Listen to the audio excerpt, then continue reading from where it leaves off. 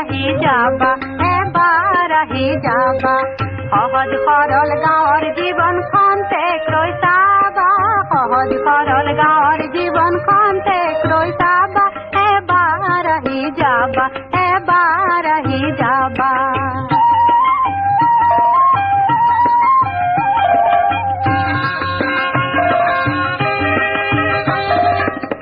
বাহনৰ সুযোগ নাই আউহতীয়া আমাৰ ঠাই বাট বোলোতে হয়তো বন্ধু অনেক দুখেই পাবা বাট বোলোতে হয়তো বন্ধু অনেক দুখেই পাবা